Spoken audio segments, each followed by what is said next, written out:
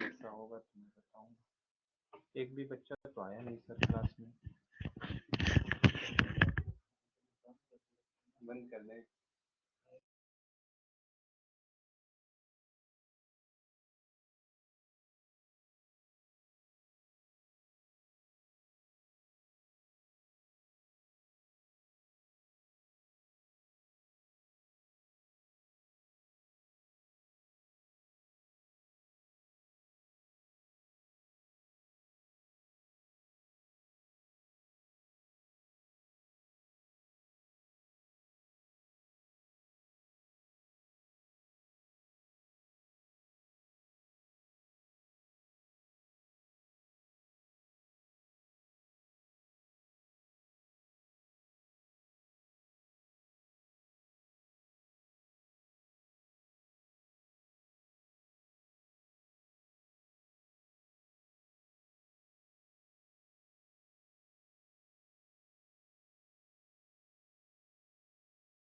ऐसा है।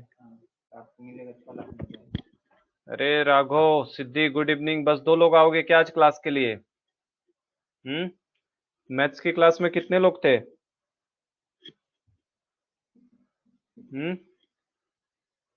मैथ की क्लास में कौन कौन था? How many students present in math class? Speak English ना? 7 लोग। 7 लोग थे तो कहाँ गए सब? Rest of student is where? मेरा स्पीकिंग इम्प्रूव हो रहा है कि नहीं रहा है? सही हो रहा है आपका। स्पीकिंग इम्प्रूव हो रहा है आपका। कहाँ गए बेटा? राघव 7 लोग थे, 2 लोग दिख रहे हो।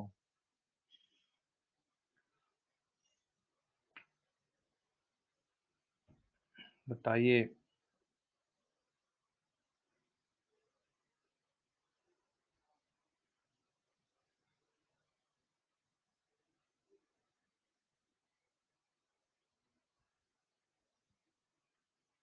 आज मैथ्स क्लास 2 घंटे थी।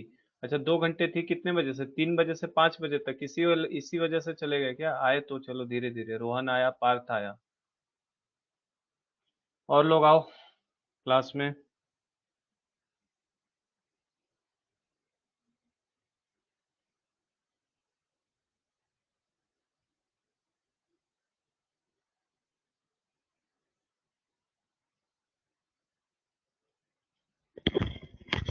शुरू करें क्या? बताओ, शुरू किया जाए?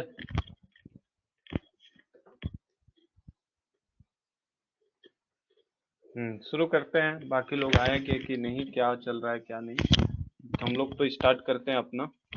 तो कल हम लोग कहाँ तक आ गए थे? रिएक्टिविटी सीरीज पे आ गए थे ना कल की क्लास में? क्यों बेटा? सिद्धि, सिद्धिराज। अच्छा सिद्धिराज, मैं सिद्धि बोल देता हूँ तो बुरा नहीं मानते ना तुम कि सिद्धि लड़की का नाम है, मुझे सिद्धि बुलाते हैं? हाँ, मैं प्यार से तुम्हें सिद्धि बुलाता हूँ, सिद्धिराज। हाँ, राज नहीं बोलता हूँ मैं, सिद्धि बोल देता हूँ।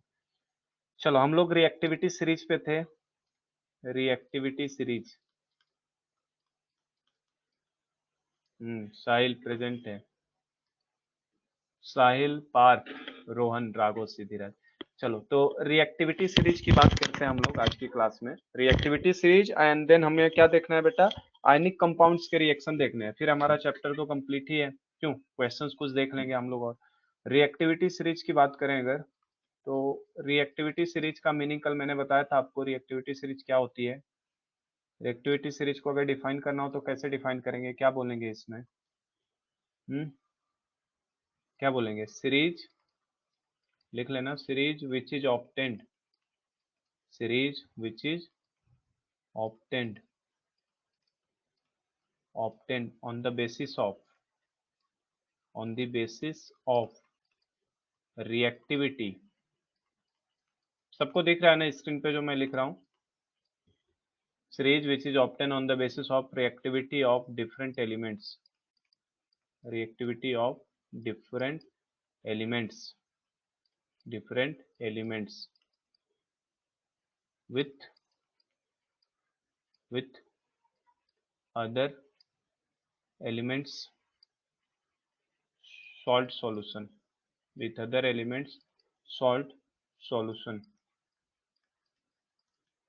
या अदर एलिमेंट के सॉल्ट सॉल्यूशन से या तो उनके रिएक्शन को देखा जाता है। Series which is obtain on the basis of reactivity of different elements with other element salt solution on the basis of reactivity of different element with other element salt solution, या फिर आपको किसी air के साथ, है ना, air के साथ किस तरीके की रिएक्टिविटी है उसके बेसिस पे, या फिर एसिड के साथ किस तरीके की रिएक्टिविटी है उनके बेसिस पे। इन तीनों में से कुछ भी हो सकता है ना, जैसे हमने तीन ही तरीके के बेसिकली पढ़े हैं, एक तो elements of salt solution, air के साथ रिएक्टिविटी और एसिड के साथ।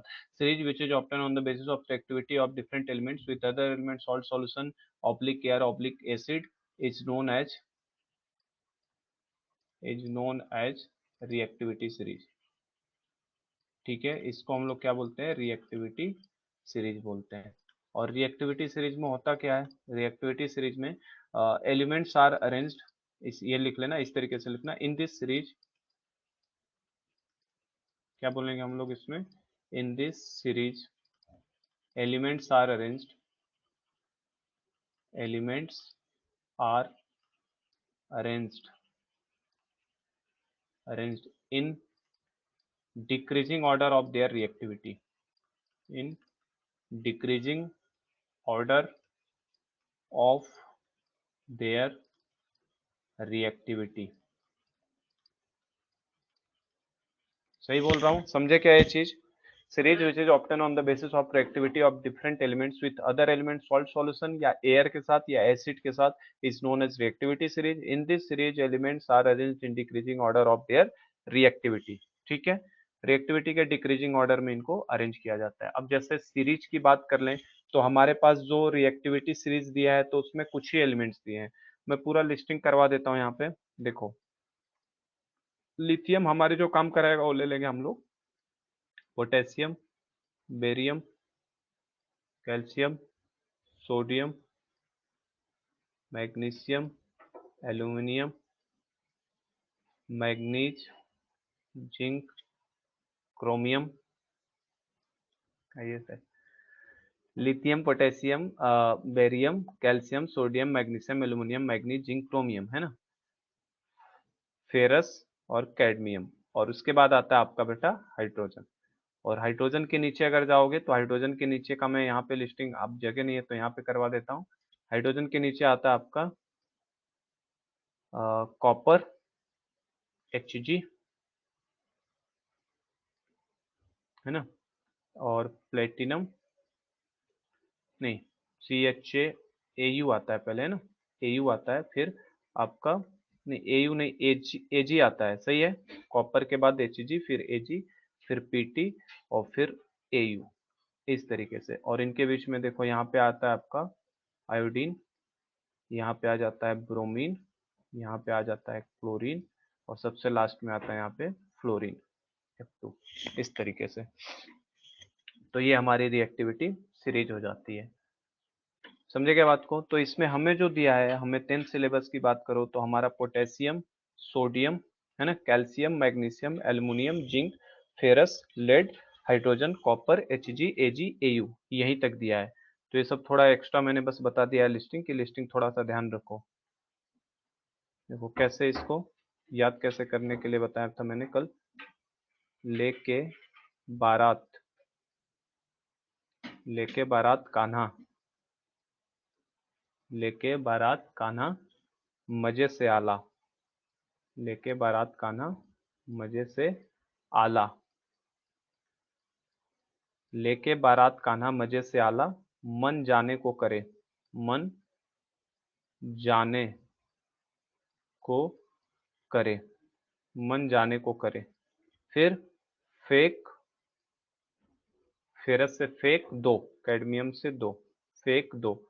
और हाइड्रोजन देखो, hydrogen as a reference use होता है बेटा, है ना। हाइड्रोजन के नीचे की जब बात करोगे तो इसका कोड ऐसे याद रखो, चापा, CHAPA,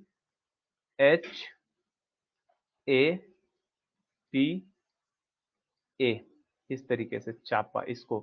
आप लोगों ने कुछ तो अलग कोड बनाया था, कल कोई बता रहा था, है ना। तो ये चापा इस तरीके से।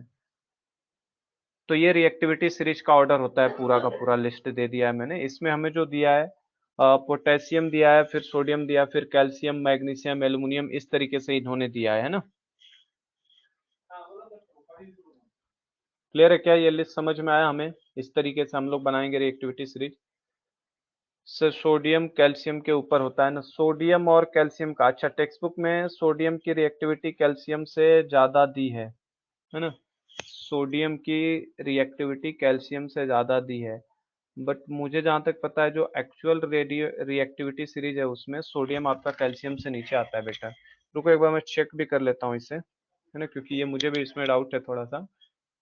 क्योंकि आपके जो टेक्स्ट बुक में दिया सोडियम ऊपर दिया है कैल्शियम नीचे दिया, बट कैल्शियम ऊपर सोडियम नीचे हम लोग लेते हैं। सोडियम एंड पोटेशियम टॉप पे होते हैं ना। हाँ वही मैं देख लेता हूँ, रुको एक सेकंड जरा। बेरियम भी है ना, मैंने बेरियम भी डाला इसके अंदर ना।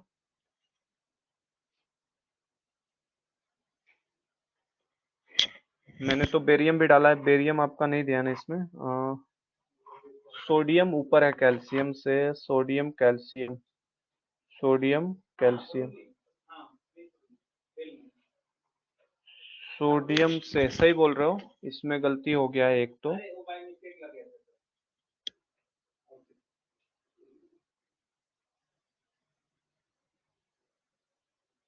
कैल्शियम की रिएक्टिविटी सोडियम से कम है। कैल्शियम की रिएक्टिविटी, इनको इंटरचेंज कर लेना है ना, इसको इंटरचेंज कर लो।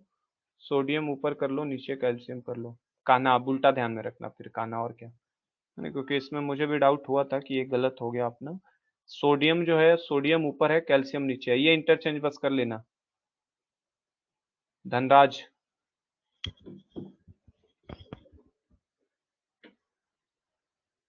पापा सेड बेटा call me afterward, zebra is the lines house, चंदा मामा सेलिंग गोल्ड।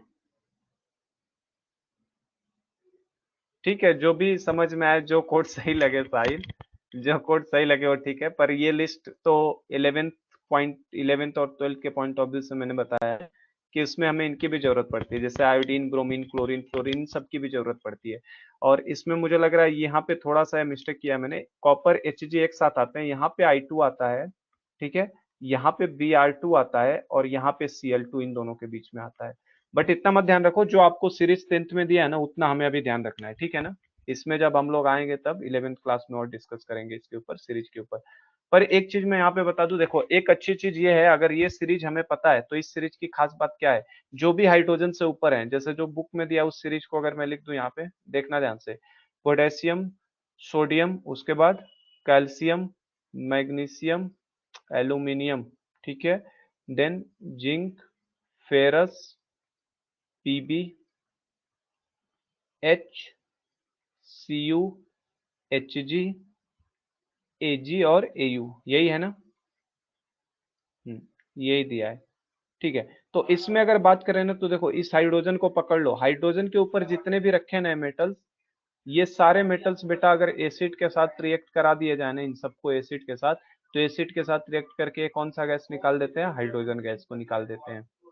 समझे क्या? इस हाइड्रोजन के ऊपर के जितने भी एलिमेंट्स दिख रहे हैं मेटल, ये सब एसिड के साथ हाइड्रोजन निकालते हैं। नीचे वाले कभी भी एसिड के साथ हाइड्रोजन गैस नहीं निकालेंगे, ये लोग हाइड्रोजन गैस कभी भी नहीं निकालते हैं।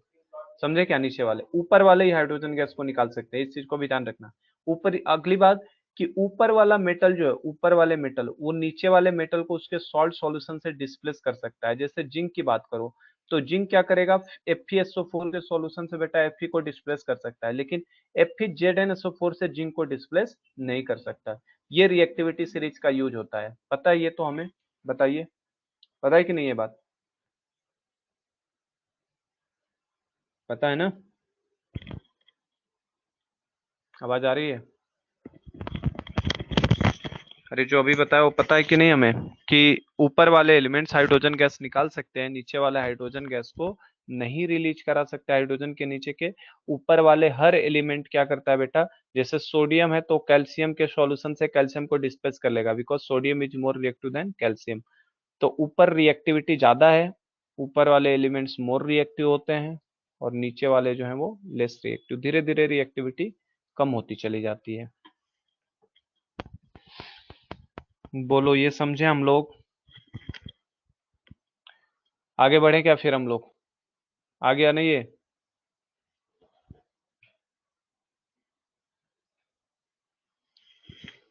ये आ गया सबको?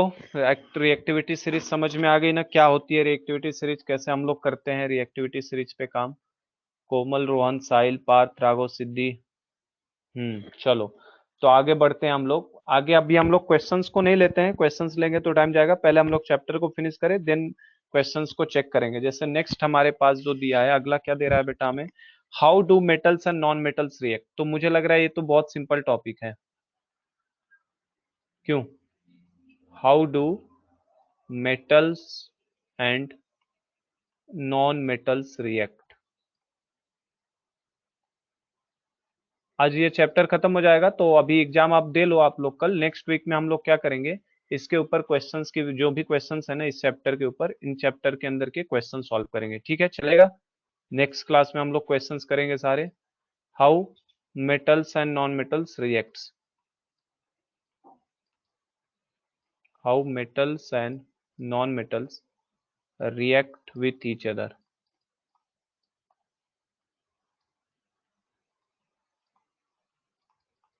तो मेटल और नॉन मेटल की रिएक्शन की बात कर रहा है, किस तरीके से आपस में रिएक्ट करते हैं। तो किसी को पता है बेटा मेटल की टेंडेंसी क्या होती है, मेटल की टेंडेंसी क्या है और नॉन मेटल की टेंडेंसी क्या है? देखो, मेटल किनको हम लोग बोलते हैं? मेटल वो सब्सटेंस होते हैं बेटा जो आसानी से अपना क्या चाहते हैं, इलेक्ट्रॉन को लूज करना। तो मेटल की टेंडेंसी क्या होगी? Have high tendency to lose electron, have high tendency tendency to lose electron. इनको इलेक्ट्रॉन लूज करने की बहुत हाई टेंडेंसी होती है। और नॉन मेटल में क्या बोलेंगे? हैव हाई टेंडेंसी टू क्या बेटा? Gain electron. बताओ सही बोल रहा हूं मैं? ये चीज पता है सबको कि मेटल की हाई टेंडेंसी होती है इलेक्ट्रॉन को लूज करने की, नॉन मेटल की हाई टेंडेंसी होती है इलेक्ट्रॉन को गेन करने की। अब अगर बात किया जाए मेटल्स के अंदर, तो मेटल में हम लोग जनरली जो कॉमनली मेटल यूज में हमें देखने को मिलेगा, जो हमारे टेक्स्ट बुक के हिसाब से दिया है, हमें सोडियम का मिल सकता है, मैग्नीशियम मिल सकता है, एल्यूमिनियम मिल सकता है, पोटेशियम मिल सकता है और कैल्शियम मिल सकता है। कॉमनली हमें ये 5 मेटल ही देखने को मिलेंगे। ठीक है, इनके इलेक्ट्रॉन लूज करने की टेंडेंसी होगी। और नॉन मेटल्स में बात करोगे तो हमें जो कॉमनली देखने को मिलेगा, नाइट्रोजन, ऑक्सीजन, फ्लोरीन, देन आपका फॉस्फोरस, सल्फर और क्लोरीन। ये 5 हमें जनरली नॉन मेटल्स देखने को मिलेंगे। तो जब मेटल और नॉन मेटल ज्वाइंट होते हैं बेटा, मेटल प्लस नॉन मेटल, इनकी रिएक्टिविटी हमें समझनी है। तो जब मेटल और नॉन मेटल ज्वाइंट होते हैं, तो मेटल और नॉन मेटल ज्वाइंट होके क्या बनाते हैं यहाँ पे? Ionic compounds.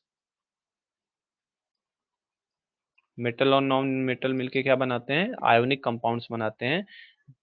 ये पता है सबको, metal and non metal joint होके क्या बनाएंगे? आयोनिक कंपाउंड का फॉर्मेशन करेंगे। मेटल का काम क्या होगा? इलेक्ट्रॉन को लूज करना। नॉन मेटल का काम क्या होगा? इलेक्ट्रॉन को गेन करना। तो ये इलेक्ट्रॉन यहाँ से अपने निकालेगा और ये इलेक्ट्रॉन कौन गेन कर लेगा? कोई भी मेटल हुआ, इलेक्ट्रॉन निकाला, नॉन मेटल उसको इसने लूज किया बेटा, निकाला इसने, और नॉन मेटल ने क्या किया? इसे गेन किया। और गेन करते ही एक बॉन्ड बनता है, उसी को बोलते हैं आयनिक बॉन्ड। और उस तरीके के कंपाउंड को क्या बोलते हैं? Ionic compound. अब ऐसा क्यों होता है? क्योंकि इनके आउटर शेल के कॉन्फ़िगरेशन में बेटा इलेक्ट्रॉन निकालने की टेंडेंसी होती है। ये पेज समझ में आया सबको? आगे बढ़े क्या हम लोग? बोलिए, ये आया समझ में सबको? ठीक है, अब जैसे एग्जांपल मैं ले लेता हूं, देखो सोडियम मेटल ले लिया और क्लोरीन नॉन मेटल ले लिया।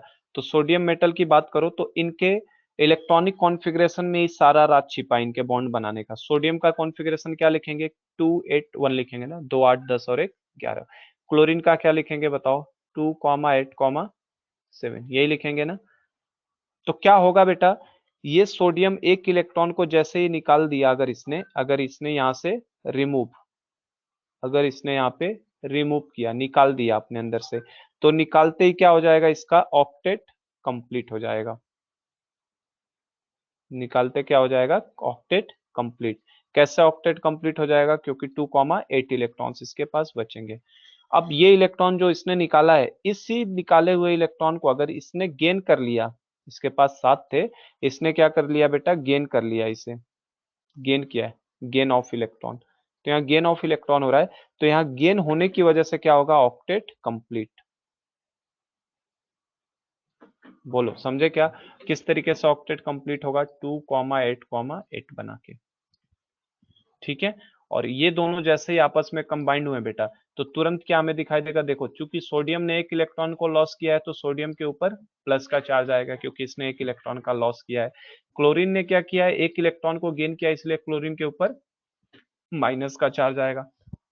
आपको शायद इलेक्ट्रॉन डॉट स्ट्रक्चर अगर पता हो बेटा, तो सोडियम का इलेक्ट्रॉन डॉट स्ट्रक्चर में क्या किया जाता है, आउटर मोस्ट सेल के इलेक्ट्रॉन को दिखाया जाता है। जैसे सोडियम के आउटर मोस्ट सेल में केवल एक इलेक्ट्रॉन है, इसी तरीके से क्लोरीन के आउटर मोस्ट सेल में 7 इलेक्ट्रॉन है। तो मान लो मैं उसको क्रॉस से दिखा देता हूँ, 2 2 4 5 6 और ये 7 इलेक्ट्रॉन क्लोरीन के पास हो गए। तो ये सोडियम ने क्या किया, इस सोडियम ने अपने एक इलेक्ट्रॉन को, यहां से ये जो इलेक्ट्रॉन है इस इलेक्ट्रॉन को निकाल के किसको दे दिया, क्लोरीन को। तो जैसे ये क्लोरीन को दे देगा तो क्या सिचुएशन दिखाई देगी हमें, सोडियम के ऊपर खुद कैसा चार्ज आ जाएगा बेटा, प्लस का चार्ज। अभी ये प्लस चार्ज यहाँ मत दिखाओ है ना, क्योंकि यहाँ अभी हमने, यहाँ भी माइनस चार्ज अभी मत दिखाओ, ठीक है, इनको दिखाने की जरूरत नहीं है अभी, इन दोनों को मत दिखाओ, यहाँ पे इरेजर लगा देता हूं मैं, इनको मत दिखाओ अभी, क्योंकि हम लोग अभी इलेक्ट्रॉन डॉट स्ट्रक्चर दिखा रहे हैं, तो इनको हटा दो अभी, ठीक है। तो जैसे हम लोगों ने दिया तो सोडियम ने एक इलेक्ट्रॉन दिया तो सोडियम केटायन बन गया, क्लोरीन ने एक इलेक्ट्रॉन को लिया तो क्लोरीन के ऊपर माइनस का चार्ज आ जाएगा।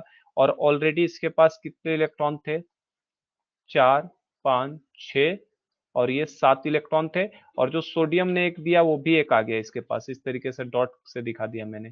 तो जैसे ही बेटा केटायन एनायन बन गया, तो केटायन और एनायन, एक पॉजिटिव चार्ज एक निगेटिव चार्ज, इन दोनों के बीच में क्या लगने लगेगा, अट्रैक्शन लगेगा, इस तरीके से देखो, इनके बीच में क्या हो जाएगा, इस तरीके से अट्रैक्शन फोर्स आ जाएगा। ये जो मैं दिखा रहा हूँ ये क्या है बेटा, फोर्स ऑफ अट्रैक्शन, जिसको एफ ओ ए लिख रहा हूँ शॉर्ट में, फोर्स ऑफ अट्रैक्शन। तो केटायन और एनायन के बीच में क्या लग गया, फोर्स ऑफ अट्रैक्शन, और इसी फोर्स ऑफ अट्रैक्शन की वजह से इनको इलेक्ट्रोवैलेंट बॉन्ड भी बोला जाता है, इनको इलेक्ट्रोवैलेंट बॉन्ड भी बोला जाता है। और चूंकि ये आयन से मिलके बना है इसी वजह से इसको आयनिक बॉन्ड भी बोला जाता है, और इस तरीके के कंपाउंड्स को आयोनिक कंपाउंड बोला जाता है। क्या ये क्लियर है, ये जो मैंने समझाया अभी पूरा प्रोसेस, बोलिए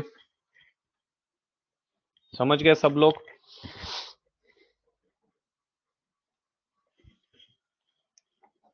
और मेटल क्यों इलेक्ट्रॉन को लॉस करना चाहता है, क्योंकि मेटल स्टेबल कॉन्फ़िगरेशन लेना चाहता है ना। ये लोग ऑक्टेट को कंप्लीट कर रहे हैं, अगर ऑक्टेट कंप्लीट हो गया तो हम लोग यहाँ पे क्या लिख सकते हैं, ये कंपाउंड अब कैसा हो जाएगा, स्टेबल हो गया, केटायन अपना स्टेबल। ये एनायन का ऑक्टेट कंप्लीट हुआ तो ये भी कैसा हो गया, स्टेबल हो गया। लेकिन अगर ये केटायन एनायन आपस में मिल जाए तो और मजा आ जाए इन दोनों को, तब और ज्यादा स्टेबिलिटी मिल जाएगी। तो दोनों जुड़ के किस तरीके का कंपाउंड बना लेते हैं, आयोनिक कंपाउंड बना लेते हैं। क्लियर हो गई ये चीजें पूरी, सभी को आया समझ में क्या, आयनिक बॉन्ड किस तरीके से बनाना है। हम लोग क्या लिखेंगे, metal and non metal combines together to form ionic compounds. और ऐसा क्यों होता है, because metal have high tendency to lose the electron and non metals have high tendency to gain of electron, and after losing the electron metal gets its octet completed, and that will be a stable configuration, and non-metal after gaining the electron gets stable configuration by completing its octet, है ना। और last में हम लोग बोलेंगे कि cation and anion दोनों combined हो जाएंगे, cation and anion combines together for the formation of ionic compounds. तो इस तरीके से हमारा मेटल एंड नॉन मेटल एक दूसरे से रिएक्ट कर जाते हैं। क्लियर है ये सभी को बातें बेटा, ठीक है। टेक्स्ट बुक में भी आप देखो तो एक बार यही सब लिखा होगा चीजें, you see the reaction, you show the reaction metals with a number of reagents, why do metals react in this manner, let us recall what we have learned in electronic configuration of class 9th। वो मतलब configuration का ही concept होता है इसमें। थोड़ा सा मैं books आपके लिए पढ़ देता हूँ जो लिखा है। We learned that noble gases which have a complete filled valence shell show little chemical activity, ठीक है। जो ऐसे नोबल गैसेज हैं बेटा कंप्लीटली फिल बैलेंसन, उसकी बहुत कम एक्टिविटी होती है, रिएक्टिविटी देखने को, और वो आपके 10th लेवल में है भी नहीं, 12th में आके देखते हैं हम लोग थोड़े से नोबल गैसेज की reactivity. Explain the reactivity of elements such a tendency to attain completely filled valence shell. तो कोई भी रिएक्टिविटी इसलिए दिखा रहा है क्योंकि वो क्या चाहता है बेटा, कंप्लीटली फिल्ड सेल को अपने बनाना चाहता है, इस वजह से दिखाता है। तो उसने एक पूरा आप देख सकते हो टेबल दिया है बेटा, type of element, atomic number, number of electrons in shell, ये टेबल दिया। क्या ये टेबल सभी को बनाने आता है बेटा, जो दिया है उसने, मेरे हिसाब से टेबल तो सबको बनाने आता होगा, बताइए। ये टेबल सबको आता है बनाने? अगर मान लो यहाँ पे मैं एलिमेंट लिख दूं, एलिमेंट, कौन सा एलिमेंट ले रहा हूँ, यहाँ पे मैं एलिमेंट के बाद उसका एटॉमिक नंबर ले लूँ, यहाँ पे एटॉमिक नंबर ले लूँ, यहाँ पे मैं उसके इलेक्ट्रॉनिक कॉन्फ़िगरेशन को लिखना चाहूँ, इलेक्ट्रॉनिक कॉन्फ़िगरेशन को इसी लिख देता हूँ, electronic configuration in terms of K shell, L shell, M shell, N shell. तो क्या ये सब लोगों को लिखने आएगा? जैसे फॉर एग्जांपल अगर मान लो यहाँ पे मैंने आपके लिए फ्लोरीन ले लिया पहले बेटा, तो फ्लोरीन सब लोग लिख लोगे? फ्लोरीन का एटॉमिक नंबर 9 होता है, तो इसके के सेल में 2, एल सेल में कितने, 7। ये तो 9th क्लास में हम लोगों ने सीखा था ना ये सब करना, भरने वाला काम, है ना? तो ये आसान सा होता है बिल्कुल। जैसे अगर, हाँ मिल गए, जैसे अगर हमें क्लोरीन के लिए लिखना है तो क्लोरीन के लिए कैसे लिखेंगे? क्लोरीन का एटॉमिक नंबर बेटा 17 होता है, तो 2,8,7 लिखेंगे। फॉर एग्जांपल अगर मुझे मान लो कोई बोले कैल्शियम के लिए लिखो, तो कैल्शियम कितना होता है बेटा? 20 होता है, तो 2,8,8,2 इस तरीके से लिखूंगा। आता है ना ये सबको? तो देखो ये, इसको एक इलेक्ट्रॉन की जरूरत है, इसको एक इलेक्ट्रॉन की जरूरत है, इसको भी एक इलेक्ट्रॉन की जरूरत है ताकि ऑक्टेट कंप्लीट हो जाए, इसको 2 इलेक्ट्रॉन बाहर निकालने की जरूरत है ताकि इसका ऑक्टेट कंप्लीट हो जाए। तो इस तरीके से मेटल्स और नॉन मेटल का वही टेबल दिया है इसने कि 1 electron in outermost shell, ये टेबल के बारे में ही बताया जो चीज मैंने अभी कही आपसे। तो सोडियम बेटा एक इलेक्ट्रॉन निकाल देता है, तो अब इसने डायरेक्ट दिखाया, इधर मैं आ जाता हूँ। Sodium and chlorine were to react, अगर सोडियम क्लोरीन को आप रिएक्ट कराओगे तो electron lost by sodium could be taken up by chlorine, after gaining an electron chlorine atom gets a unit negative charge. Chlorine ने अगर electron को gain किया है, सोडियम ने अगर लूज किया है, तो खुद केटायन में बदल गया, क्लोरीन ने चूंकि गेन किया तो क्लोरीन खुद एनायन में बदल जाएगा, यूनिट नेगेटिव चार्ज। ठीक है, तो इस वजह से, तो क्या बोल रहा है, this gives a chloride ion, so both these elements can have give and take relation between them as follows. तो उसने जो डायग्राम बना के दिखाया, आई होप कि वो आता है सभी को बनाने, जो किताब में दिया बेटा वो भी बना सकते हो ना। सोडियम को 2,8,1 लिख दो और सोडियम से एक इलेक्ट्रॉन को निकाल दो, तो ये कैसा बन जाएगा, Na+, और एक इलेक्ट्रॉन इसने निकाल दिया, तो अब कितना हो जाएगा सोडियम का, 2,8 हो जाएगा। ठीक है, फर्दर हमने क्लोरीन की बात करो तो क्लोरीन का 2,8,7 है, तो इसको एक गेन करा दो इस तरीके से, तो गेन करा दोगे तो ये क्या बन जाएगा, Cl-, तो ये फिर 2,8,8 हो जाएगा। अब इस Na+ और Cl-, ये दोनों की बात आएगी, तो ये दोनों अगर आपस में आ गए Na+ और Cl-, तो दोनों जाहिर सी बात है क्या करेंगे, इस तरीके से इलेक्ट्रोवैलेंट बॉन्ड की हेल्प से क्या करेंगे, जुड़ जाएंगे अट्रैक्शन की वजह से दोनों आपस में। तो वही डायग्राम उसने बना के दिखाया है। ठीक है, तो sodium and chloride ion being oppositely charge attract each other, एक दूसरे को अट्रैक्ट करते हैं, and are held by strong electrostatic force of attraction to exist as sodium chloride के फॉर्म में एग्जिस्ट करते हैं। It should be noted that the sodium chloride does not exist as molecule but aggregates of oppositively charge ions. तो ध्यान रखना, अगर कोई पूछे कि क्या NaCl एक मॉलिक्यूल है, तो बेटा NaCl is not a molecule, ये मॉलिक्यूल नहीं है कोई, NaCl कोई मॉलिक्यूल नहीं है। हाँ रोहन, क्या हुआ बता।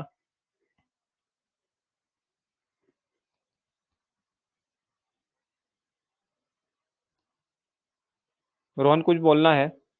नहीं सर। हाँ तो ठीक है, तो NaCl इस तरीके से हमारा, NaCl is not a molecule, इसको मॉलिक्यूल नहीं बोलते हैं, नॉट ए मॉलिक्यूल, इसको मॉलिक्यूल नहीं बोला जाता है। ठीक है, इसको बेटा मॉलिक्यूल ना बोलते हैं, इसको क्या बोला जाता है, एक चार्ज का एग्रीगेशन बोला जाता है, एग्रीगेशन ऑफ चार्ज बोल सकते हो basically, aggregation of charge, charge का एक जगह पे इकट्ठा होना, जैसे Na+ और Cl नेगेटिव। तो ionic bond is not a bond, it is simply force of attraction between cation and anion. तो आयनिक बॉन्ड कोई बॉन्ड नहीं होता, वो सिंपली क्या होता है, force of attraction between cation and anion होता है, इस चीज को ध्यान में रखिएगा। क्लियर हो गई क्या ये बातें सभी को, बताइए यहाँ तक की चीजें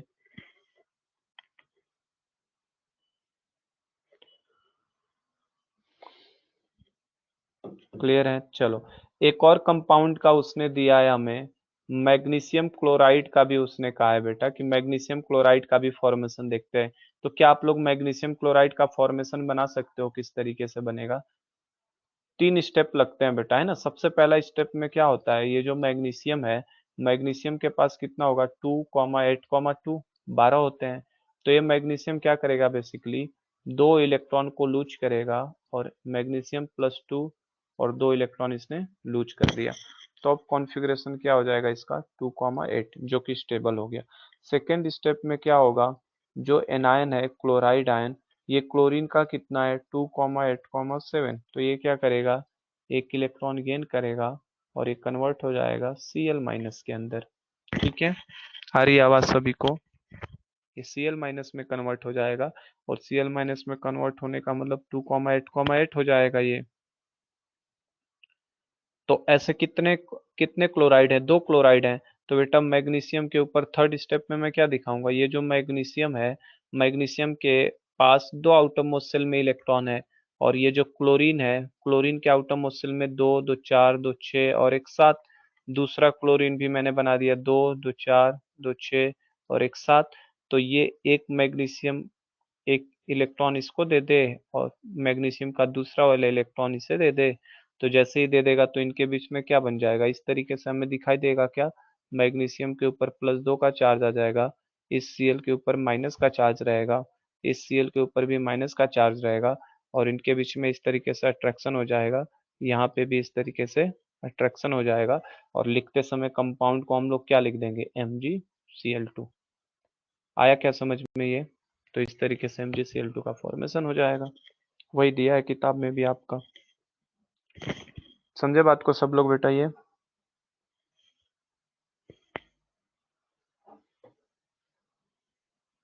तो इसने आगे क्या दिया है, compound form in this manner by transfer of electron from a metal to non metal are known as ionic compounds. तो आयोनिक कंपाउंड्स का मीनिंग क्या होता है, compounds in which metal and non metal react with each other, और we can say that the compound in which metal transfer its electron to a non-metal is known as the ionic compound।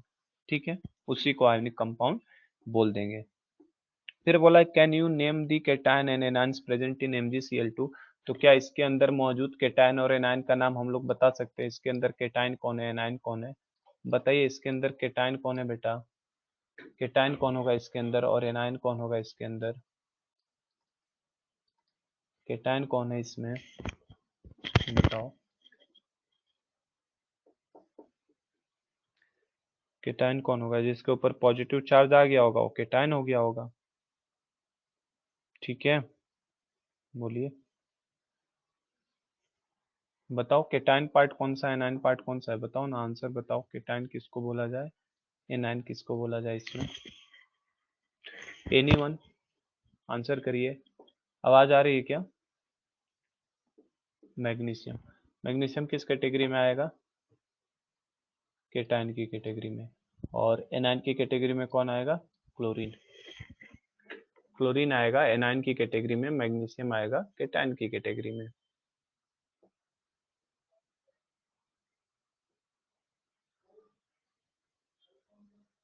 ठीक है, बोलो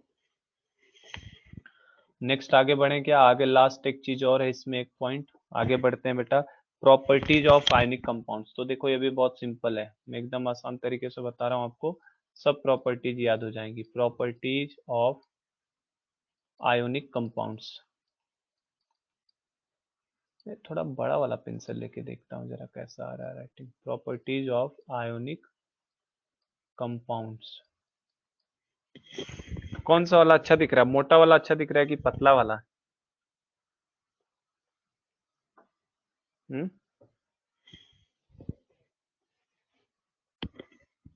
मोटा वाला अच्छा दिख रहा है क्या, मोटा वाला, लेकिन मुझे लग रहा है उसमें थिकनेस नहीं आ रही है उतनी, मतलब ब्राइटनेस की बात करें, थिकनेस तो आई खैर मोटा है बहुत, लेकिन वो उतने लाइटिंग नहीं आ रही उतनी, ब्राइटनेस नहीं है उसका उतना ज्यादा, पतला वाला ठीक है ना, मुझे भी ऐसे ही लग रहा है पतला वाला ज्यादा ठीक है, मोटा वाला कुछ हल्का चल रहा है, थोड़ा सा हल्का दिख रहा है वो।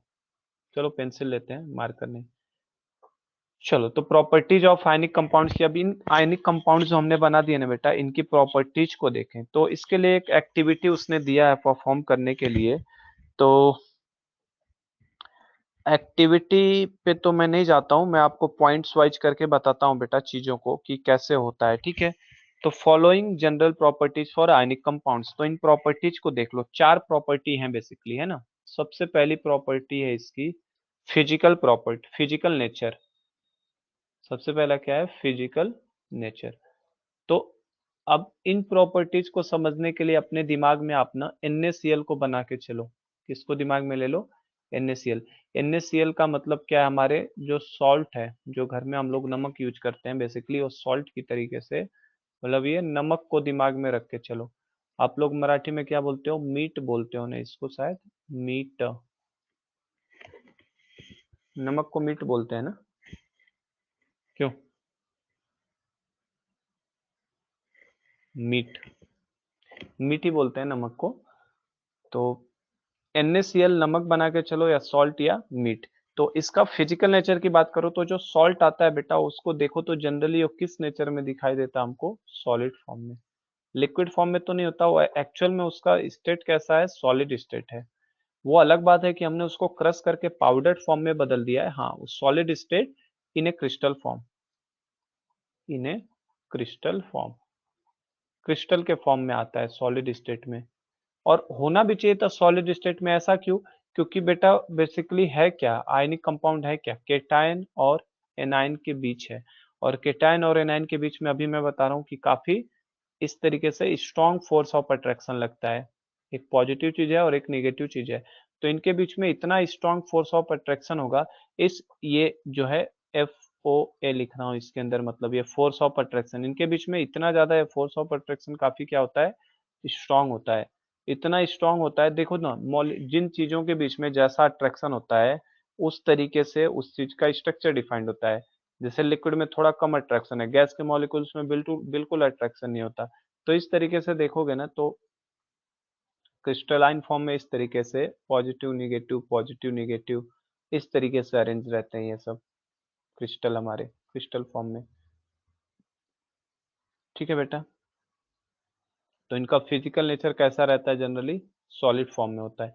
जैसे एक सोडियम, अब ये 3 डायमेंशनल होता है, जैसे मैंने तो बनाने के लिए 2D बनाया, ये 3 डायमेंशन में होता है। 3 डायमेंशन में कैसे, मतलब 3 डायमेंशन में होने का मतलब कि जैसे सपोज करो कि ये मान लो प्लस आयन है, तो इसको बेटा जैसे इस तरीके से देखो, चलो यहाँ दिखाता हूँ मैं, ये Na प्लस है अगर, तो देखो इस Na प्लस को ये Cl माइनस इसको टच करेगा, ठीक है। इसी तरीके से ये Cl माइनस भी इसे टच करेगा। इसी तरीके से इस साइड में भी एक Cl माइनस इसे टच करेगा, इस साइड में भी एक Cl माइनस इसे टच कर रहा है। ये टच कर रहे हैं बेटा, बस बस दूर दूर मैं दिखा रहा हूँ इनको। इसी तरीके से एक आगे से Cl माइनस टच करेगा, और एक जेड एक्सिस पे पीछे से Cl माइनस टच करेगा। तो इस तरीके का एक रेगुलर पैटर्न दिखाई देता है। अब जैसे यहाँ पे Cl माइनस है, तो इस Cl माइनस को कौन टच करता होगा बेटा, इस Cl माइनस को कौन टच करेगा, Na प्लस, ठीक है। इस Cl माइनस को कौन टच करेगा, Na प्लस। एक केटायन एक एनायन को टच करता रहता है। ये देखो Na प्लस इधर से टच करा, इधर से भी कौन टच करेगा, Na प्लस। इसी तरीके से इसके सामने से कौन टच करेगा, Na प्लस। पीछे से कौन टच करेगा, Cl माइनस। तो इस तरीके का ना एक इनफाइनाइट इस तरीके से बढ़ती चीज चली जाएगी। तो इनफाइनाइट लैटिस इस तरीके का इनका रहता है, समझे क्या बात को। तो बेसिकली इस तरीके से लैटिस पैटर्न में ये सब हमें दिखाई देते हैं। चलो, तो इनके फिजिकल नेचर की बात करो तो ionic compounds are solid and somewhat hard because of strong force of attraction between positive and negative ions. These compounds are generally written and break into pieces when pressure is applied. तो क्या क्या physical nature में ध्यान रखो, तो physical nature का पहला point कि ये सॉलिड होते हैं, पहले ये ध्यान रखो। फिर सॉलिड के बाद ये हार्ड होते हैं, हार्ड के बाद ये बेटा ब्रिटिल होते हैं। ब्रिटिल होने का मतलब ये टुकड़ों टुकड़ों में टूट जाएंगे जब इनको तोड़ोगे। देखो दो चीज होती है, एक डक्टाइल होती है, डक्टाइल का मतलब खींच सकते हैं जिसको वायर में, है ना। तो ये डक्टाइल नहीं होते, कैसे होते हैं, ब्रिटिल होते हैं, जो आसानी से टूट जाएंगे।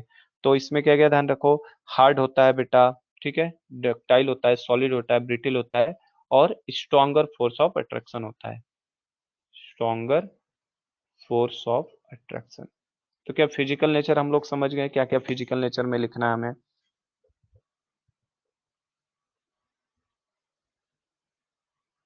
हम्म, ये समझ गए सब लोग फिजिकल नेचर। आगे बढ़े। चलो तो इसमें मेन मेन पॉइंट क्या, ये सब देखो, ये बोर्ड वोर्ड में क्वेश्चंस पूछा जाता है कि write down properties of ionic compound, तो इसको भी मैं वेरी वेरी इंपॉर्टेंट कैटेगरी में ही दूंगा, क्योंकि ये क्वेश्चंस भी जनरली आज हो रहा है, कई बार एग्जाम में देखा गया है इस तरीके का। तो पहला, क्या ionic compounds are solid in nature, they are very hard, they are brittle nature, that is they can be divided into, that is can be broken into pieces, छोटे छोटे टुकड़ों में तोड़ा जा सकता है, ब्रोकन इनटू पीसेस, छोटे छोटे पीस में इसको तोड़ सकते हैं।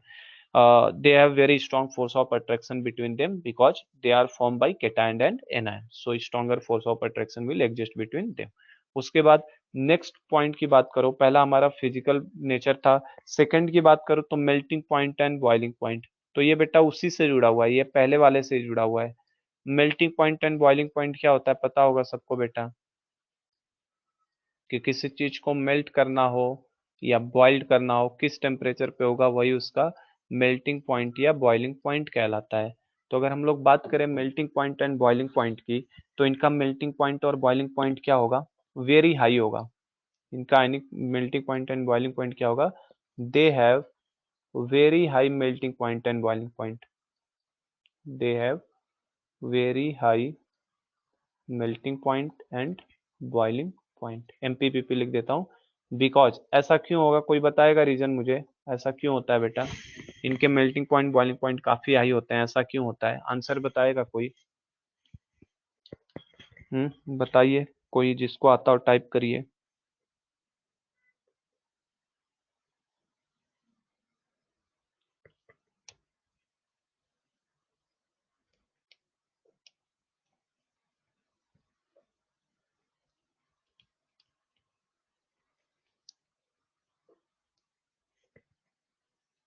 बताइए, ये क्यों melting point, high melting point and boiling point इनका हाई क्यों होता है, इसका रीजन बताओ। बिकॉज, बिकॉज के आगे क्या लिखना चाहिए मुझे, आयनिक कंपाउंड्स की बात हो रही है ना, किसका, क्या मेटल का नहीं, किसकी बात हो रही है, किसकी प्रॉपर्टीज पढ़ रहे हैं हम लोग, आयनिक कंपाउंड की बात कर रहे हैं ना हम लोग, आयनिक कंपाउंड के बारे में पढ़ रहे हैं ना।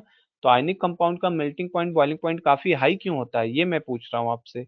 तो हम लोग बोल रहे हैं दे have very high melting point and boiling point, because क्या रीजन है इनका melting point and boiling point काफी हाई होने का, ये मैं पूछ रहा हूँ, मेरा सवाल ये है आपसे।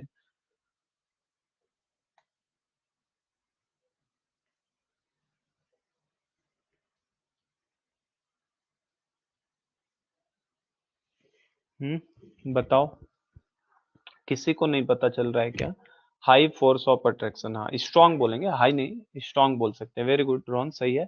दे have high boiling point and melting point because ionic compounds are formed, because ionic compounds are formed by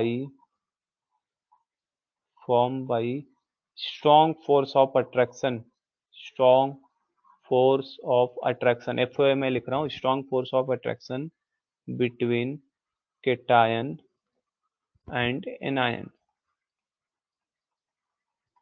समझे क्या बात को, they have high very high melting point and boiling point because ionic compounds are form by strong force of attraction between cation and anion, cation और anion के बीच में strong force of attraction की वजह से बनता है, इसीलिए इनका मेल्टिंग पॉइंट बॉइलिंग पॉइंट क्या है, काफी हाई होता है। समझे बात को? चलो थर्ड पॉइंट की बात करते हैं। वैसे भी बेटा ये सॉलिड नेचर का है ना, ये भी चाहो तो they are solid in nature, they have solid structure, ये भी बोल सकते हो कि इनका सॉलिड स्ट्रक्चर है, तो सॉलिड स्ट्रक्चर की चीज का तो मेल्टिंग पॉइंट और बॉइलिंग पॉइंट तो काफी हाई ही रहने वाला है ना। ठीक है, थर्ड पॉइंट की बात करो तो थर्ड जो दिया बेटा सॉल्युबिलिटी की बात की है, थर्ड इसने, थर्ड किसकी बात की है, सॉल्युबिलिटी की।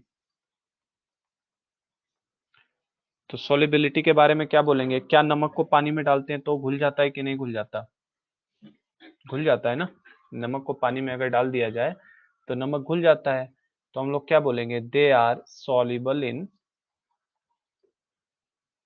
कोई जवाब नहीं दे रहा है, हाँ, सिद्धि, राघव, साहिल, कोमल, पार्थ, क्या हो गया है, रोहन का बस जवाब आया, बाकी कोई जवाब नहीं दे रहा है। हाँ, दे आर सॉल्युबल इन, तुम लोग मोबाइल में लगा के मोबाइल में लेक्चर लगा के इधर उधर चले जाते हो क्या? मोबाइल रख के साइड में रख देते होगे, जो बकवास करनी है करते रहने दो, अपना काम करते रहते हो घर का। हाँ, ऐसा तो नहीं है कहीं?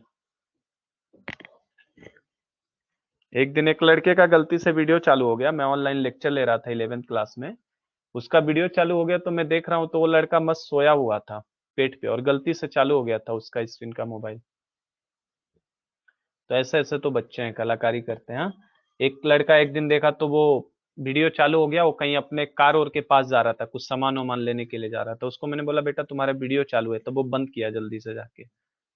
तुम लोग ऐसे ऐसे तो काम करते हो। हाँ, तो मुझे लगता है जब जवाब नहीं देते, तो जब मैं नाम लेता हूँ ना यहाँ से, जब मैं नाम लेता हूँ तो तुरंत टाइप करते हैं, मतलब घबरा के जगते हो गया, अरे कुछ लिखने के लिए सर बोले हमें। ऐसा करते हैं क्या? क्यों? साहिल सिद्धि, देखो ये दोनों भी भाग गए हैं कहीं, साहिल भी कहीं भाग गया, सिद्धि भी कहीं भाग गया मोबाइल लेके।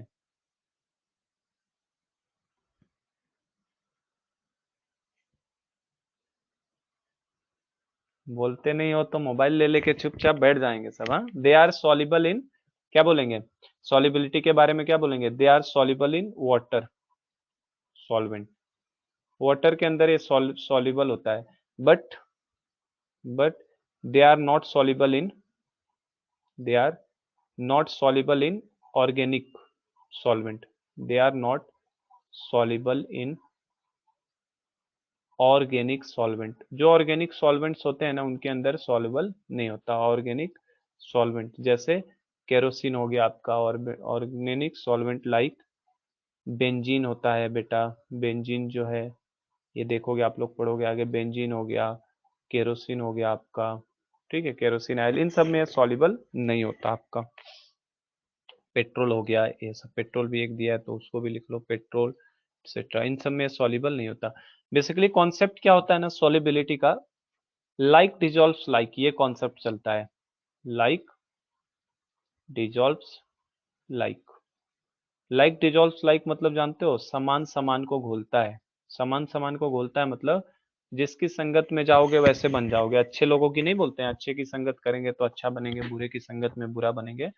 तो उसी तरीके से ये होता है सॉलिबिलिटी। चूंकि ये आयनिक कंपाउंड है बेटा, मतलब ये आयंस के अंदर टूटना चाहते हैं, तो ये आयनिक ही सॉल्वेंट के अंदर सॉल्युबल होंगे। जैसे वाटर जो है ना, एक आयनिक तरीका है, एक तरीके से वाटर क्या है, वाटर आपको पता होगा H2O, तो ये बेटा H प्लस और OH माइनस में टूट सकता है इस तरीके से।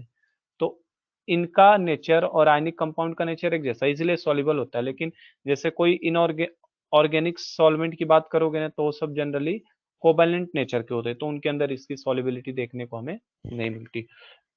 तो ये हमारा थर्ड पॉइंट था। और लास्ट पॉइंट की बात करो, फोर्थ पॉइंट क्या है हमारा? इलेक्ट्रिकल कंडक्टिविटी है शायद, है ना? फोर्थ पॉइंट क्या है इसका? फोर्थ पॉइंट है हमारा इलेक्ट्रिकल कंडक्टिविटी होगा, कंडक्शन ऑफ इलेक्ट्रिसिटी, जिसको मैं इलेक्ट्रिकल कंडक्टिविटी बोल रहा हूँ, इन्होंने क्या दिया? Conductivity, conduction of electricity, conduction of electricity. तो इलेक्ट्रिसिटी की कंडक्शन की बात करो, तो क्या ये कंडक्टर अच्छे होते हैं कि नहीं होते बेटा? तो इसमें क्या बोलेंगे हम लोग? दे आर, क्या बोलोगे बताओ? They are bad conductor of electricity, they are bad conductor of electricity, bad conductor of electricity, but किसमें? इन सॉलिड फॉर्म, है कि नहीं? सॉलिड फॉर्म में बैड कंडक्टर होते हैं, they are bad conductor of electricity in solid form, but they have but they have high conductivity, but they have high conductivity in their aqueous, in their aqueous or molten form, molten form। क्यों? because of because of free movement of because of free movement because of free movement of their ions। समझे क्या बात को? Solid state में बेटा bad conductor of electricity होते हैं, solid state में बैड कंडक्टर ऑफ इलेक्ट्रिसिटी होते हैं। ऐसा क्यों? सॉलिड स्टेट में बैड कंडक्टर इसलिए बेटा क्योंकि ये उस केस में सॉलिड स्टेट के फॉर्म में जब रहेगा तो no free ions available, no free ions available, कोई भी फ्री आयंस उस समय अवेलेबल नहीं रहता है इनके पास। तो बैड कंडक्टर ऑफ इलेक्ट्रिसिटी किसमें होते हैं? सॉलिड फॉर्म में। लेकिन जैसे ही ये बेटा लिक्विड या मोल्टन या एक्वस फॉर्म में आते हैं, एक्वस या मोल्टन फॉर्म में, तो दे हैव वेरी हाई कंडक्टिविटी, क्योंकि तब फ्री मूवमेंट ऑफ आयंस इनके लिए क्या होता है? अवेलेबल होता है। क्या ये पॉइंट समझ गए हम लोग कंडक्टिविटी के बारे में? बताओ। क्योंकि कंडक्शन का रीजन क्या है? Conduction of electricity. कोमल क्या नहीं बता, ये पॉइंट नहीं समझ में आ रहा है कि electricity, bad conductor of electricity क्यों होते हैं इन सॉलिड फॉर्म में? क्योंकि वहां पे नो फ्री आयंस अवेलेबल, कोई भी फ्री आयन अवेलेबल नहीं रहेगा। जब सॉलिड फॉर्म में रहेगा बेटा तो बताओ मुझे, Na प्लस NaCl अगर सॉलिड फॉर्म में है तो Na प्लस और Cl माइनस ये दोनों एक दूसरे से अट्रैक्शन के साथ जुड़े हुए हैं ना एक दूसरे के साथ। तो इस समय ना ये आयन फ्री है भागने के लिए, ना ये आयन फ्री है। लेकिन अगर मैंने वाटर डाल दिया तो वाटर क्या करेगा? इनके बीच के अट्रैक्शन को, पानी अगर इसके अंदर आ गया बीच में तो वाटर क्या करने वाला है? ये अगर वाटर मैंने डाल दिया तो ये वाटर इनके बीच के अट्रैक्शन को तोड़ देगा। तो Na प्लस वाला आयन अलग हो गया, Cl माइनस वाला आयन अलग हो गया। तो अब ये आराम से पानी में अपना टहल घूम सकता है, ये भी अपना फ्रीली आयन के फॉर्म में अपना टहल घूम सकता है। तो जो कंडक्शन होता है, कंडक्शन किसी भी एक्वस सॉल्यूशन में जो कंडक्शन होता है, कंडक्शन बिकॉज ऑफ आयंस होता है। केमिस्ट्री के अंदर तो ध्यान रखना, केमिस्ट्री में कंडक्शन जो होता है वो किसकी वजह से होता है? Because of free ions, because of free ions. और फिजिक्स में जो कंडक्शन पढ़ते हो किसकी वजह से होता है बेटा? इलेक्ट्रॉन के मूवमेंट की वजह से होता है। On basis of movement of electron जो होता है वो हमारा फिजिक्स में कंडक्शन होता है। केमिस्ट्री में कंडक्शन का रीजन क्या है? फ्री आयंस की वजह से होना। तो जब सॉलिड फॉर्म में रहेगा तो फ्री आयंस अवेलेबल नहीं है, लेकिन जैसे ही एक्वस फॉर्म में डालूंगा तो फ्री आयंस क्या हो जाएंगे? अवेलेबल हो जाएंगे, और ये इलेक्ट्रिसिटी को कंडक्ट कर लेगा। समझ गए क्या? अच्छा समझ गई, पहले ही दे दिया जवाब। आ गया अभी, ये सबको समझ में आ गया, क्लियर हो गया कंडक्शन के बारे में कि कंडक्शन जो होता है वो फ्री आयंस की वजह से ही होता है हमारा।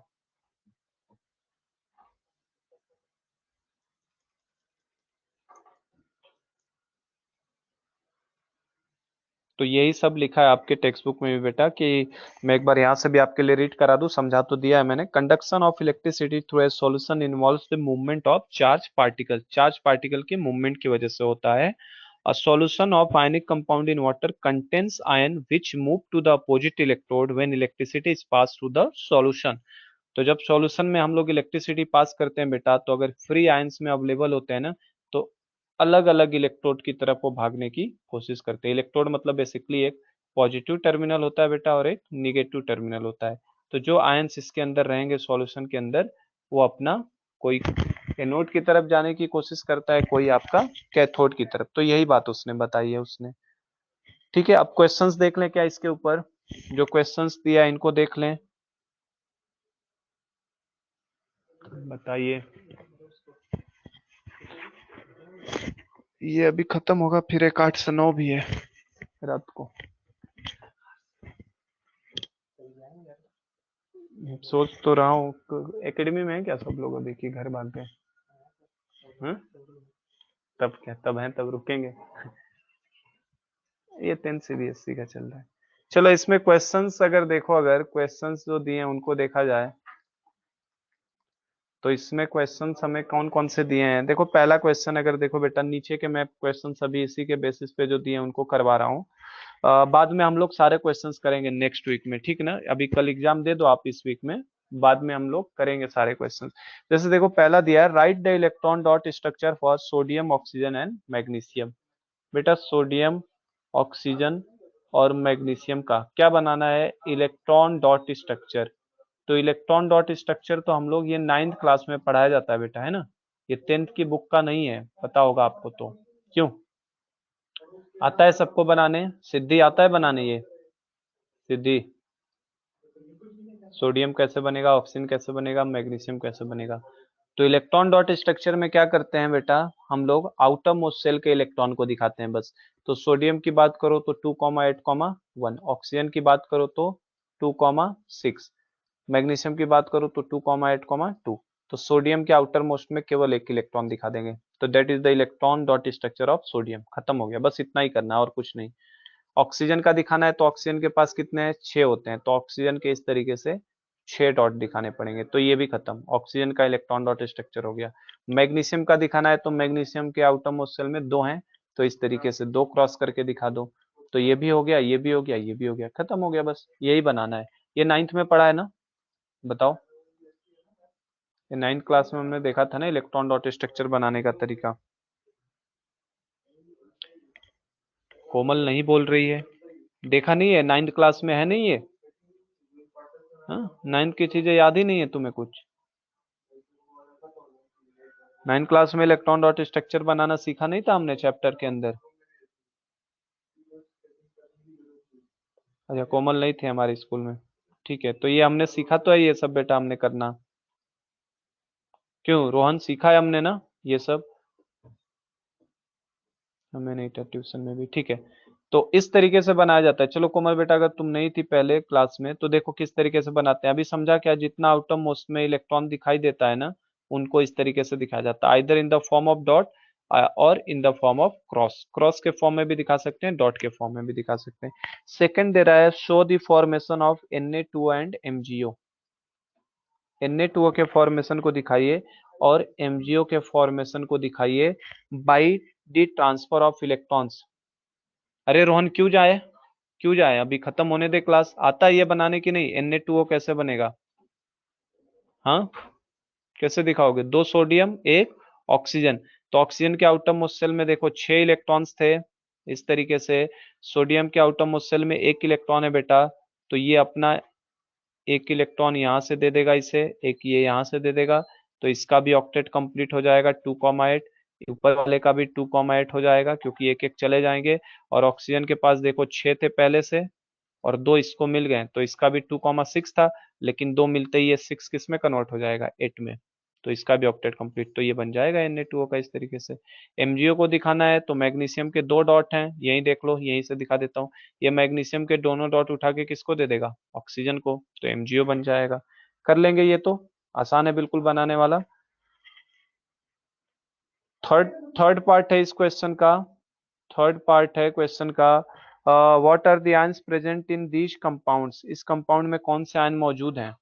तो हमें पता तो है ही, Na2O में कौन कौन से आयन मौजूद हैं। केटायन के नाम पे अगर बोला जाए तो सोडियम मौजूद है, और एनायन के नाम पे बोला जाए तो इसके अंदर ऑक्सीजन मौजूद है। In the similar way MgO में केटायन के नाम पे पूछा जाए तो मैग्नीशियम मौजूद है, और एनायन के नाम पे पूछा जाए तो हमारे लिए ऑक्सीजन मौजूद है। और लास्ट एक और है क्वेश्चन है, वो भी देख लो। Why do ionic compounds have high melting points. बताइए, ये तो अभी समझाया था मैंने। Why do ionic compounds have high melting point, तो ये अभी पूरा एक्सप्लेन किया था इसे मैंने, हाई मेल्टिंग पॉइंट का reason, because ionic compounds are formed by strong force of attraction between cation and anion, and they have solid structure nature, that's why they have very high melting point and boiling point। चलो, तो ये chapter हमारा समाप्त हो गया बेटा आज। कल परसों जब भी एग्जाम है आपका, अच्छे से दीजिए इसे। Best of luck for your examination. और लास्ट में इस चैप्टर के जो क्वेश्चंस बचे हैं उनको हम लोग नेक्स्ट वीक में जब हमारी क्लासेज आएंगी तो और कवर करेंगे हम लोग सारे, ठीक है? चलिए, टिल देन गुड बाय।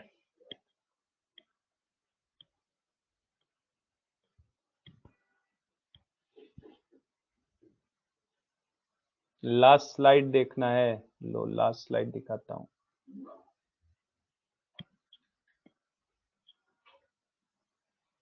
बेटा फंस गया है, कर्सर फंस गया है, बाद में क्लास के देख सकते हो आप, सेव हो जाएगा ये आपका।